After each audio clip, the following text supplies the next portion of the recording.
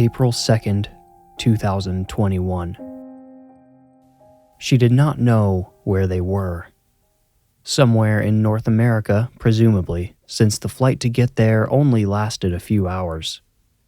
She could not be sure exactly because she'd been denied any sort of timekeeping device. No phone, no computer, not even a watch. She was not supposed to know where they were flying, not even which direction. Where she'd been seated, there were no windows. The man now leading her into the woods, also her pilot, introduced himself as Commander Sean Graham. Prior to their flight, she had only spoken to him once, on the phone. He told her about a secret government agency responsible for managing problems the powers that be felt too existentially alarming for public knowledge. This agency was known as the HPA, or Homeworld Protection Agency. She had been recruited by Commander Graham directly after handling a situation in her hometown of Prouty, Indiana, involving a monster which became known as the Owl. It slaughtered dozens, including people she knew well, her friends. But despite facing something unknown, she had fought valiantly and won. Her name was Crystal Jennings, former police officer for Prouty PD and the newest recruit to the investigative team of the HPA. Jennings had spent the past 4 months studying the paranormal and training with the HPA's ground forces, mostly former Navy and Air Force members poached by HPA recruiters after showing special prowess. During those 4 months, Jennings often wondered if she'd been duped by Commander Graham after the Owl incident. He'd implied that as an investigator, she would examine anomalies all over the country and work to prevent losses like she witnessed in Prouty. But during her training in a remote location somewhere west of DC, it seemed to Jennings the HPA was nothing more than a cleanup crew sent to do damage control after a paranormal incident. They planted evidence to discredit witnesses, spread obviously fake images to cheapen the real ones, and proactively wrote conspiracy blogs and produced fake podcasts with loony hosts so that if ever something otherworldly rose in the public conscience, it would be shadowed by the history of crazy believers who preached about it before. Finally, after 4 long months, Commander Graham had called her again. He told her a car would pick her up in the morning and to get in. He instructed her to leave any personal or agency electronics behind and assured her the secrecy would end soon, but would be required for a bit longer.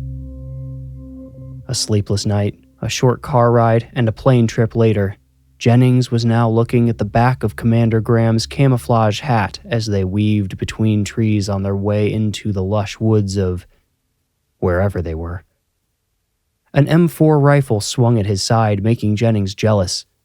The commander had given her no such weapon when they landed, and now she walked through the woods unarmed.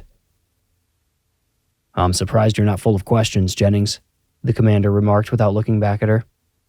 "I am, sir," Jennings replied. "I'm just not sure how many you can answer, or how many you will. All due respect, I've hit so many walls since starting here, I've pretty much quit asking questions. All this paranormal stuff, I'm just not sure I buy it. No offense. What you told me about the owl, how it came up out of the ground, I found that way easier to believe." Graham said, "The training and education you've received is meant to keep you skeptical. We can't have every recruit trying to find every secret known to the HPA, and as long as the checks keep clearing, most of them are happy to just do as they're told. As you can imagine, we're at high risk for leaks, whistleblowers, that sort of thing. I mean, you saw the cleanup job we did in Prouty. Imagine if one of the guys who showed up that night snapped some photos, sent them to the Washington Post or the Atlantic, huh? Ever since its formation back in 2016, the HPA has developed a culture of keeping your head down and your eyes forward, doing what you're told with the information required to get it done. Anyone who shows traits in conflict with that culture is removed from service. Only myself and a very select few others know the full truth to the extent that we know it." Jennings took this in, but realized something discordant in what the commander just said. She addressed it head on. "But sir, you told me everything over the phone while I was acting police chief in Prouty, remember? You told me all about the underground monsters that come up sometimes and how—" "Oh, right," Graham laughed.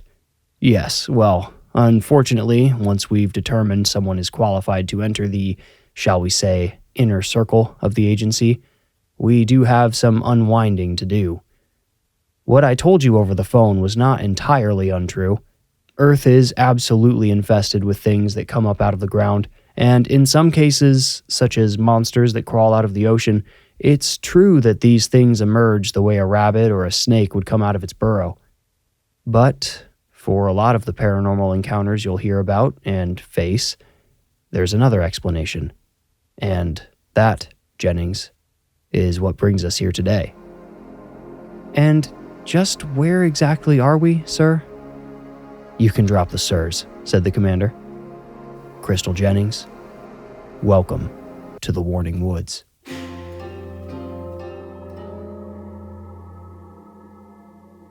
Jennings swiveled her upturned gaze through the towering treetops. She and Graham were now fully engrossed in the old-growth forest, surrounded by the trunks of deciduous trees whose branches did not emerge for 20 or even 30 feet up. Sparse vegetation grew on the forest floor, which was mostly coated with short grass and moss growing on rotting leaves. She could see a boulder on top of a rocky outcrop ahead, and noticed various rocks protruding from the dirt around them. She could see no defined path, yet Commander Graham appeared to know exactly where he was going. Most notably, despite it being the middle of the day, Jennings heard nothing but the treetops whispering to each other, sharing secrets. "What makes these warning woods?" she asked, snarkily adding, "If I'm allowed to know." Graham stopped for the first time and finally turned to face her. His camo coat bore no markings of the HPA, no nameplate, no rank. Jennings was dressed the same, per his instructions. She and Graham could have just been a couple of hunters who got lost out there. She observed Graham's face as he tried to look at her but kept checking his peripheral vision. The big man clearly felt nervous. "These woods," Graham began, "are like a pressure gauge. In fact, that's actually a pretty accurate metaphor. We've got some ground to cover yet, so I'll explain as we go." Graham faced away again, took stock of their surroundings, and began to walk. "Are you familiar with the concept of alternative dimensions?" Jennings replied, "You really think I went through all those weeks of studying and training and haven't heard of that concept?" Graham chuckled without looking back. "I wasn't sure exactly how much you'd learned yet. I hate to pull you out of your training so early, but, well, I have my reasons. When you're an investigator, you'll have to stop thinking of it as a concept, Crystal. If that's tough for you to do now, it won't be by the time we get where we're going, I can promise you that. Most people are aware of the 3 basic dimensions: length, width, and height. When you apply them to geography, you can think of them as longitude, latitude, and altitude, right? If we're trying to look at the space-time continuum, you might add time in there as a 4th dimension. That basically sums up the dimensions we're currently able to measure, and for most people, that's all they'll ever need. Now let me ask you a question. Do you believe in ghosts, Crystal?" "Ghosts, sir?" "Apparitions, spirits, whatever you want to call them. Don't overthink it. Do you believe?" Despite her technically paranormal experience in Prouty, Jennings still carried the bright torch of skepticism through her life. She said, "It doesn't make much sense to me, but I've been learning about the different theories about how folds in time could account for the appearance of spirits from the past and stuff like that. Is that what you're talking about?" The wind carried a smell like hot batteries toward them. Jennings paused, scanning for its source. The acidic smell aroused the curiosity attached to her survival instincts. It was her first sign that something about these warning woods might not be as natural as they appeared. Graham noticed her pause and gestured for her to continue. "Don't worry, we're not even close yet. Keep your eyes peeled, though." Can I ask where we're going yet? Jennings asked. Graham kept walking without answering. Ghosts are just part of it, but they might be the easiest to understand. I'll use them to explain how we're pretty sure this all works. Pretty sure, sir? Pretty sure. The layer of existence we live on, made up of the 3 basic dimensions, is sort of like plastic. When plastic is stressed, it weakens. That's when you see those white or lighter colored stress marks appear.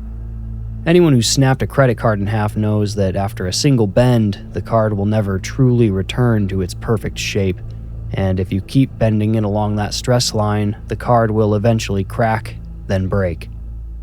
Now, imagine, Crystal, our entire plane of existence is made of credit card plastic, and every time something happens which damages its integrity, a stress mark forms. Repeat stress or intense enough trauma can cause cracks. Jennings nearly stumbled over a stray rock jutting up beneath fallen leaves. She scowled and glared after the commander, who made no notice of her delay. Quickening her step to catch him, she panted, I'm assuming it would be bad if that happened? What, the cracks? Oh, it's already happened. Thankfully, there aren't many, but they're out there. Stress marks are more common. They most commonly appear, to my understanding, whenever a disruption to the flow of nature occurs. This could include sudden mass death, such as at Gettysburg or Hiroshima. Murder, suicide, you get the idea. So, death, basically, Jennings concluded. Not quite. It has to be, how should I phrase this? Unnatural death. It has to interrupt the flow of nature. Does that make sense? But let's get back to ghosts, because, like I said, they're fairly easy to explain. I know you're familiar with concepts like heaven and hell. There is some form of afterlife. It exists on another dimension, which is somehow parallel or tucked into ours.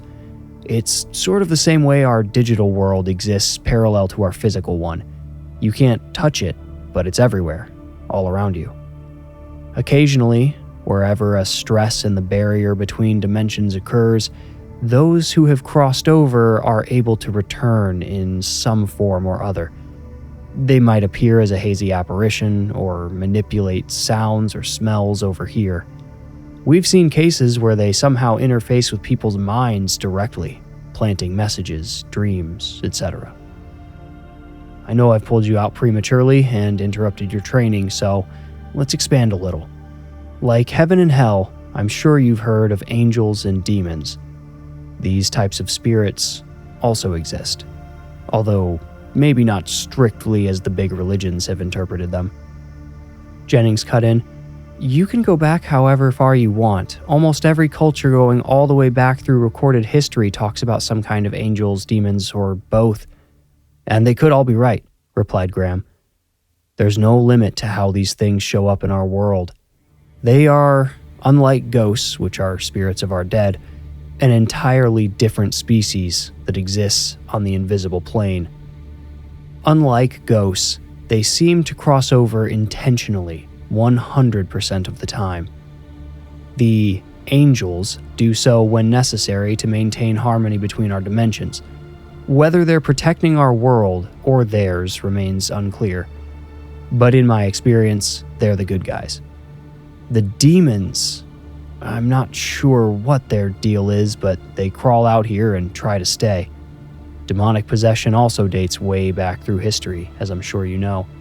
It's very real and very dangerous. Jennings said, Okay, I admit I had no idea why I had to read about half of this stuff, but it's making sense now. What I'd really like to know before we get much further is, what are we doing here? What are the Warning Woods? Here, Commander Graham did stop. He pivoted and raised a hand. By the serious expression wrinkling his brow, Jennings thought she'd accidentally irritated him. His eyes darted back and forth, and he slowly turned his head. Jennings could taste that burning chemical odor now like nectar. Do you hear anything? Graham asked. Jennings listened. "No, sir, just the leaves." "I swear I'm not avoiding your question. We just need to be very careful. We're close enough now that we might not even notice something until it's already on top of us." Jennings instinctively looked to the canopy, even though she knew Graham hadn't meant this warning so literally. He ventured onward. "We call this forest, which does have another name, by the way. We call it the Warning Woods because... I'm going to have to explain another concept first. Our dimensions have a pulse of sorts. We still don't understand what drives it, but I'm sure you've noticed certain times when things feel at relative ease, and other times when every day feels like the end is nigh. In fact, your experience in Prouty is the perfect example. We went through a global pandemic, massive protests worldwide, tensions of every sort are sky high, and wouldn't you know it, a giant flying monster starts snatching people from your town. Put simply, as the dimensions pulse, so does the pressure on the stress marks and cracks, which we call bends and fissures. And it's not just happening on our level. Sometimes the pulses sink, and we see dramatic increases in what most people call paranormal activity. Creature sightings, UFOs, ghost activity. It all goes up. Psychologists will say this is due to people externalizing their stress, looking for an outlet. But more often than not, what people are reporting is very real. Jennings said, "I still don't get how these woods fit in. I'm about to explain. The Warning Woods are home to what we believe is the largest above-water fissure on Earth." Jennings stopped immediately. "Hold on. Is that where we're going?" "Don't worry," Graham responded. "After a very active year, it seems to finally be settling down. It's a good time to check it out. Anyway, we call these the Warning Woods because when we detect an increase of activity coming from here, it's a pretty good indication that things are about to heat up worldwide." They paused their conversation while they climbed a small outcrop. At the top, Jennings said, "You know, when I first heard of the Homeworld Protection Agency from you, I assumed you guys dealt with aliens or something. You mentioned UFOs. Is that something you deal with?" Graham scanned the trees before waving Jennings forward. "We always look into UFO sightings, but the military has a pretty good handle on those. And now that Space Force is around, we pretty much focus on what's happening on the ground. Abductions are interesting, though. We're not sure what's taking people or where, but the stories might give us some indication of what it's like on the other side." Over the next quarter mile, Jennings questioned Graham about how the HPA was funded, who knew about it, how many people were involved, etc. Graham reminded her that every year the Pentagon fails its audit and can't account for billions of dollars. "There are people who know where that money's going," he said. "They're just not allowed to say. Obviously, if our existence became public, there would be inquiries, hearings, journalists looking in places we don't want them to. I think after you see what you're about to see, you'll understand why, in the interest of preventing global unrest, that cannot happen." Jennings noticed a sound up ahead, an echoey hum. Her head throbbed from the power of the unnatural odor and the taste on the air. She also noticed the temperature decreasing. Her coat kept her warm, almost too warm, prior to their climb over the outcrop, but now she felt the chill sneaking through its insulated layers. She exhaled and watched her breath dissipate in the air in front of her. Graham said, "Let's hold off on talking for a bit. We're just about to the fissure. We need to stay alert for anything that might come through." Jennings ducked under a fallen treetop that Graham circumvented. One of her fingers slipped into a smooth groove.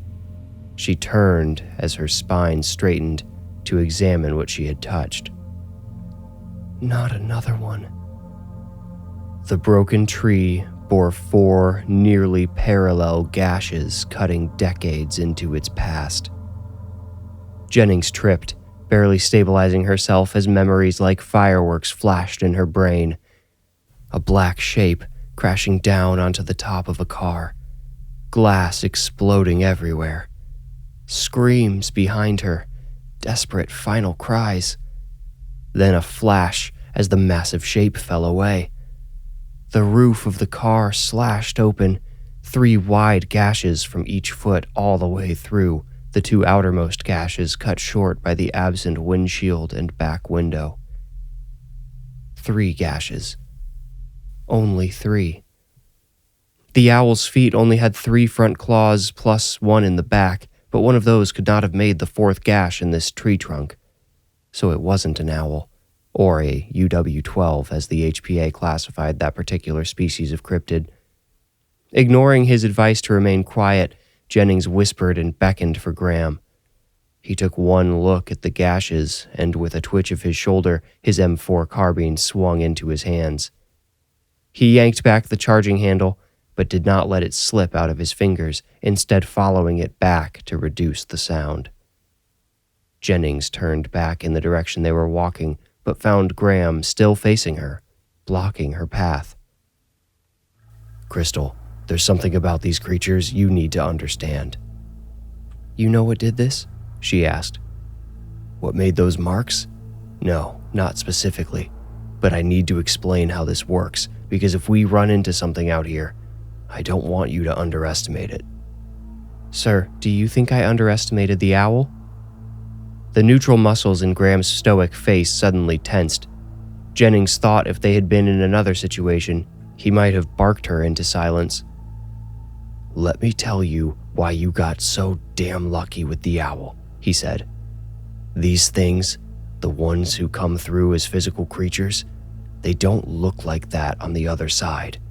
We're not sure what their true form is, but what we've deduced is they have to take on the forms we see in order to exist in the limitations of our dimension.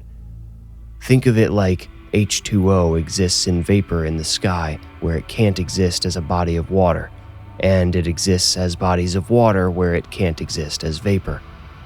These things, when they cross over, they transform into corporeal bodies with bones, eyes, wings, or whatever else. All that equipment requires energy, but so do their more ethereal parts. That's why so many of them are always trying to trick human victims. They want to eat their bodies and consume their souls." Jennings' head swiveled across the canopy as her fingers itched for a rifle of her own. "And why you got so lucky with the owl is, most of these things maintain some amount of their supernatural abilities. The Wendigo, for example, can possess people with a sort of cannibalistic psychosis, and skinwalkers shapeshift. The owl didn't display anything like that, right?" "Not that I noticed," Jennings replied. Graham nodded. "It reproduced, which is strange. That's something we don't normally see. But anyway, I just know how, I apologize for putting it like this, but how easily you killed the owl.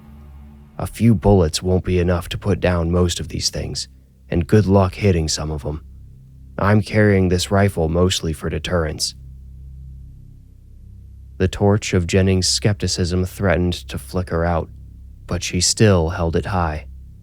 Graham had an explanation for everything, an answer to every question which had itched her brain during their walk into the woods. A few trees back, she would have said she didn't believe in souls, but suddenly the prospect of losing her own terrified her and ached like the flu. "All right," said Graham. "Let's push forward. We're almost there. I'd hate for this to have been for nothing."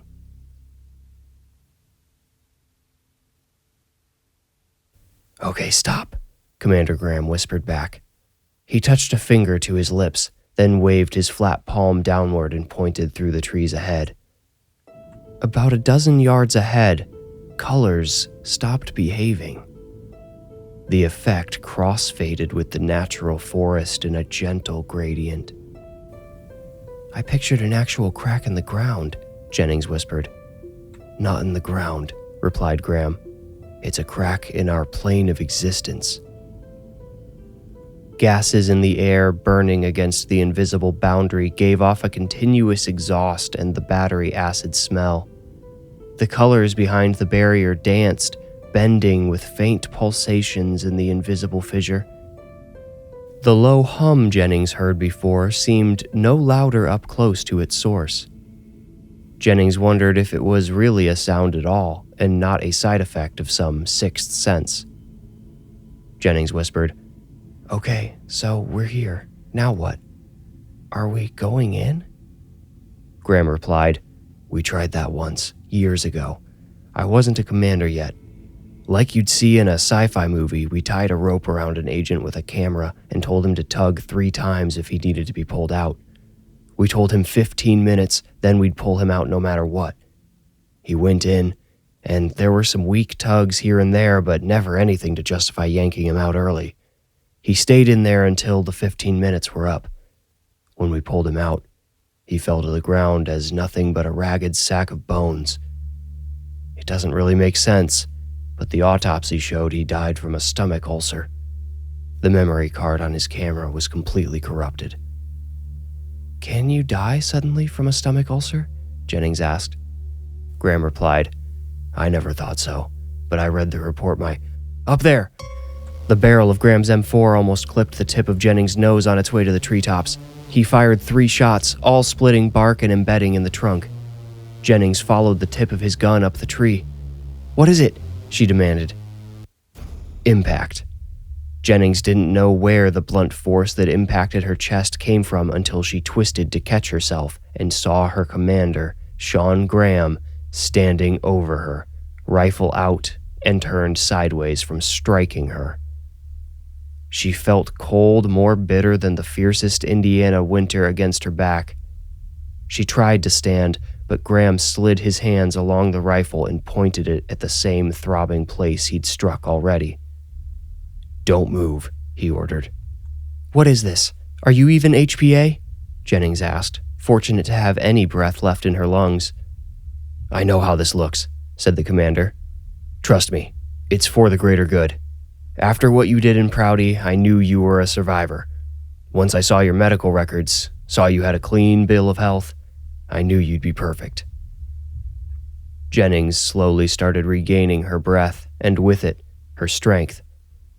Graham, stepping forward slightly, continued. "But we're under heavy scrutiny at the Pentagon. They never would have greenlit another attempt to send somebody in." "Why not just ask?" Jennings asked, stalling. "I'm asking now," said Graham. "I couldn't bring any rope this time. You'd have to find your own way back. I know it's a lot to—" "Go yourself!" Jennings yelled. She stood, challenging him, trying to ignore the empty eye of the gun trained at her heart. "I wouldn't make it back," Graham replied. His jaw tensed, as did the muscles around his eyes. "Cancer. I've got less than 6 months. The last guy was in for 15 minutes and the mortician thought he'd been dead 2 years. I'd never make it back." "But I'm clean," Jennings thought aloud. Graham nodded. Jennings looked over her shoulder, observing the dancing shapes beyond the fissure. Her torch of skepticism blew out. She feared anything to do with that unnatural anomaly. She hated being so close to it. Its biting chill clawed at her, but she knew if she stepped away, Graham might do something drastic, maybe even kill her. She still didn't think she believed everything he'd said on their long walk to this horrible place, especially now that she doubted his sanity, but she knew at least some of it could be, probably was, true. And that opened the door for all of it. "Please," Graham begged. "Go voluntarily. You'll be a hero. Maybe we can finally go public with whatever you bring back. Electronics are useless over there. We've sent drones and cameras. You'll have to bring back your memories." "I won't do it," stated Jennings. Her jaw tightened too. Graham took a step forward, renewing his grip on the gun. "Crystal, let's just go back to the plane. We can say you were showing me the fissure. Nobody has to know about this." "I'm sorry," said Graham. "But neither of us really has a choice here." With these final words, Commander Sean Graham fired a bullet past Jennings' right ear, making her duck. Predicting this reaction, Graham swooped in, shoving her into the shimmering colors. But Crystal Jennings had trained herself never to quit, even in defeat. One of her flailing hands brushed against the hot M4 strapped around Graham's shoulder. She tightened her fingers around it. It burned, but what did she care? She was on her way to the afterlife, and she was taking her killer with her. Everything went white. And then, pulsating geometric patterns made of psychedelic colors stretched into a white pinnacle seemingly miles in the distance. The colors did not describe them, they were their very essence. The room or hall or bowl she floated in had visible confines, yet Jennings thought even if she tried to, she would never actually reach any of them. Each geometric form belonging to the pattern, every frame of the dozens of glowing film strips, contained another life. She could not see them, but she felt them somehow contained there. A loose neon prism beside her suddenly flashed out, growing dull before falling below into one of the patterns moving like a conveyor belt. There, it joined the other shapes being whisked away into the distant light. Graham? Jennings now realized she could not see her own body anymore. Could she even see? While attempting to move her eyes, she noticed she could not shift or expand her field of vision because it was already complete. No longer limited to 2 lenses in the front of her skull, her vision encompassed a 360-degree view and then some. She could focus on any point in the room, hall, galaxy, and see every inch, pixel, atom, like it was right in front of her. And perhaps it was. Jennings no longer experienced space in terms of her own mass or position. Realizing this, she panicked, which manifested in the brilliant collage of moving colors beginning to spin around her. Her panic gave Jennings the momentary clarity to remember where she came from, who she was. Her stress intensified, driving the colors into a brilliant cyclone, all of them mixing at such a speed the glow of a sun shone from them. She desperately called upon her last memory of the warning woods, the glimmering fissure, and to her astonishment, a crack formed in the glow. The colors began to separate and slow. Jennings traveled to the crack as the patterns settled back in around her. She peered through, saw the woods. The grasses and leaves beyond moved jerkily in a strange wind. Jennings realized the canopy above them was flashing. White, black, white, pink, black, gray, black, orange, white, black. Not wind. Time. Hours worth of movement occurred before Jennings' eyes every second. The last man to enter here died of a stomach ulcer. Those don't kill you right away. They take time. Time moves faster here. Or maybe our dimension moves slower? She had to get back, and get back while she still had her life and health. With her entire will, she pulled herself toward the crack until it fully engulfed her, surrounding her in blackness.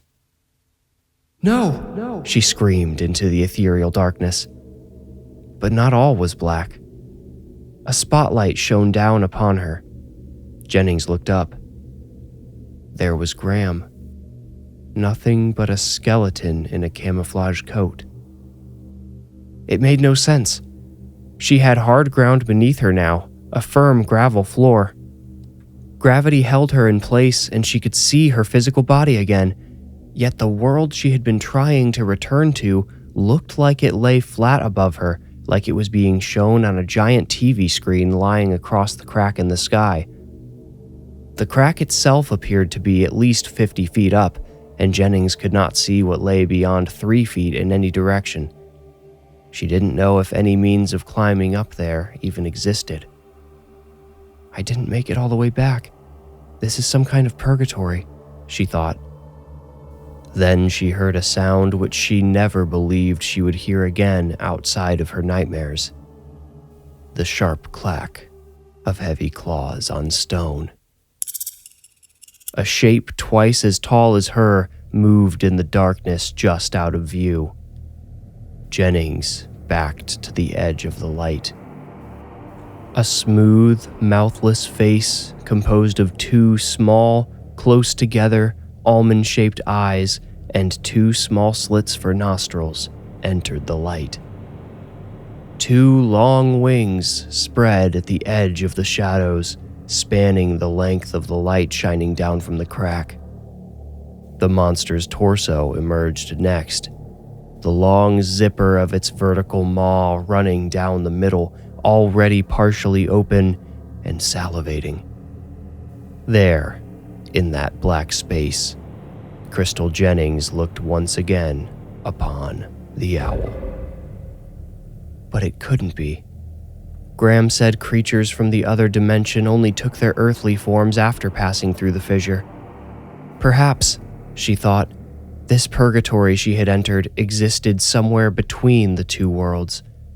Perhaps it was only in her head. But Jennings could not afford to doubt the creature looming over her as its torso split open down the middle, baring its jagged teeth and the human skeleton inside which gave it its structure. The last time Crystal looked into such a cavity, she'd filled it with lead from her police-issued shotgun. Now, she possessed no weapons at all. The owl's clawed fingers on the ends of its wings reached for her, and she rolled out of the way. The vertical jaw snapped shut. The owl launched itself forward into the blackness behind her. Jennings staggered to her feet, turning around and listening to the swooping sound of the giant beast flying through the invisible air.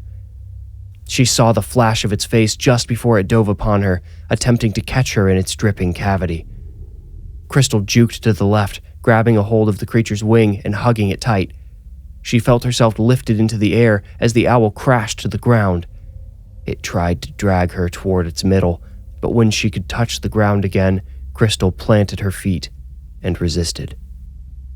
With ease, the owl lifted her again, flinging her into the air. She barely maintained her grip on its wing.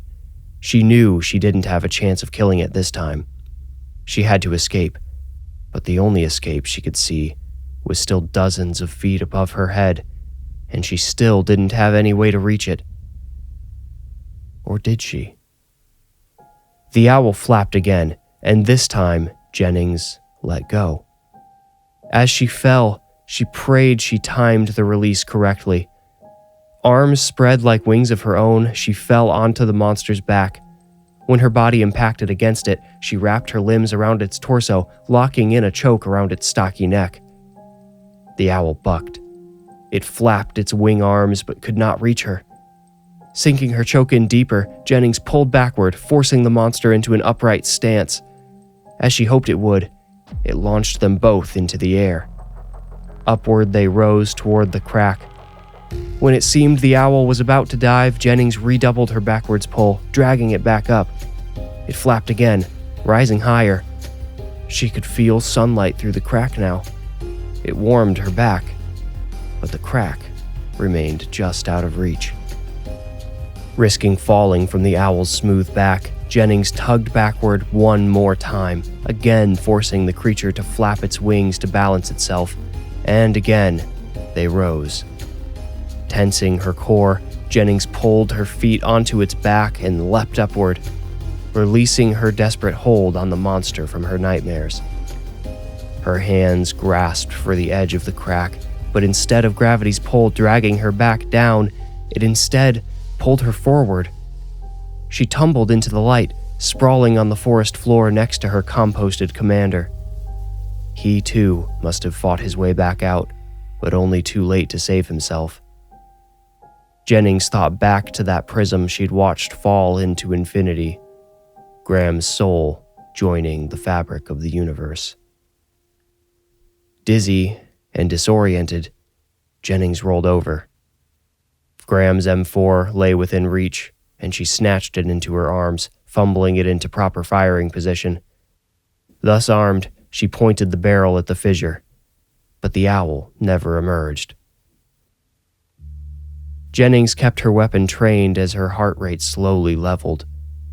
Only once she was convinced her nightmare would remain on the other side did she dare take her eyes off of the shifting colors and light. Whispering curses at her long-dead superior, she began the long trek out of the warning woods. Without any gear to navigate, Jennings quickly began to fear she'd become lost. She did her best to follow the sun through the sparse canopy, but monochromatic clouds made it nearly impossible to pinpoint. How many months had passed? She certainly had not arrived in the same time of year she left. She was grateful for her coat, which now barely did enough to keep out the numbing cold. By the looks of the trees, it was now October or November, potentially even later. She also must have returned late in the day because the gray sky above quickly darkened. Jennings started keeping an eye out for any potential shelter which might protect her if forced to stay through the night. That prospect terrified her, spending a night in those woods where otherworldly creatures frequently passed through. A familiar but completely unexpected rumbling sound lifted her hopes. A helicopter. Jennings excited her pace, following the sound, desperate not to lose it. The helicopter seemed to land somewhere not too distant. She checked the magazine on Graham's M4 to see how many rounds remained and if they appeared usable. If nothing else, she thought the gun might help her signal to whoever was on board the chopper, hopefully without scaring them off. 20 minutes later, shadows dominated the majority of the woods. Jennings nearly had to stop for fear of tripping over something and injuring herself. The helicopter had gone silent, and she started searching for shelter again instead of rescue.